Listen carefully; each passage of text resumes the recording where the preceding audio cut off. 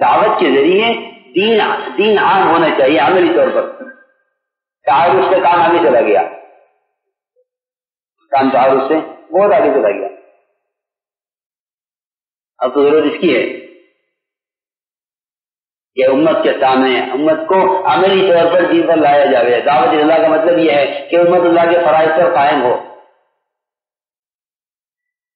اجتماعات اور بیان تقریریں اور اجتماعات اور بیان تقریریں, اس نے تو مقصد سے دور کر دیا, بہت دور کر دیا مقصد سے بہت دور کر دیا.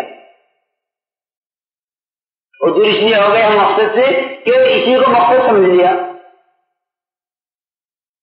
ہاں, جس سے ہمارا عاملہ بیچارہ وہ مالیات میں اور چندوں میں اور پیسوں میں اور انتظام میں اور دینداری میں سے چل گیا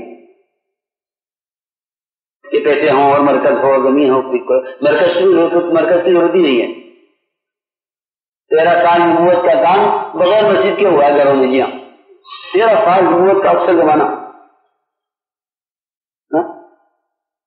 نبوت کا اکثر زمانہ. جی ہاں, 10 سال کا کام مسجد سے ہے, 13 سال کا کام بغیر مسجد کے. اب یہاں فکر براکین بنانے کی ہے کہ شیطان نے بجائے کام پر ڈالنے کے مالیات کی فتنے میں ڈال دیا کہ مرکز ہوگا تو جماعتیں آئیں گی تو کام ہوگا. بالکل نہیں. اس سے سمجھتے تھے کہ میں تو چاہتا ہوں کہ میرے ساتھی ایسے صفات والے ہوں کہ اگر یہ جنگل میں بیٹھے تو وہاں مرکز بن جائے.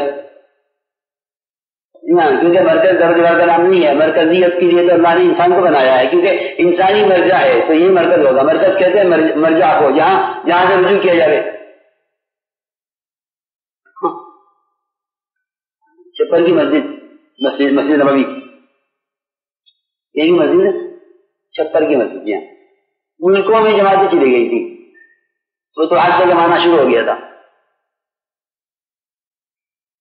وہ زمانہ شروع ہو گیا تھا چھپر کی مسجد.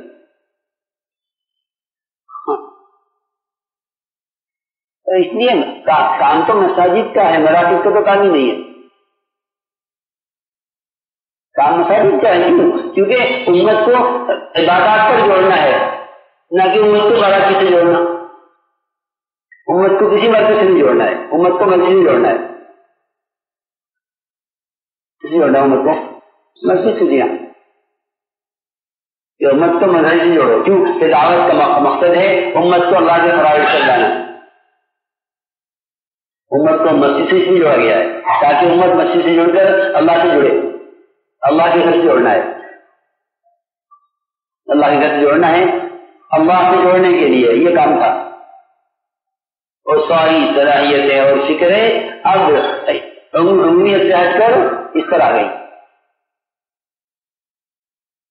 تو ایک بات یہ ہے کہ ہمارے کام میں عمومیت ہو اور عوام الناس کو محنت کا میدان بنایا جائے.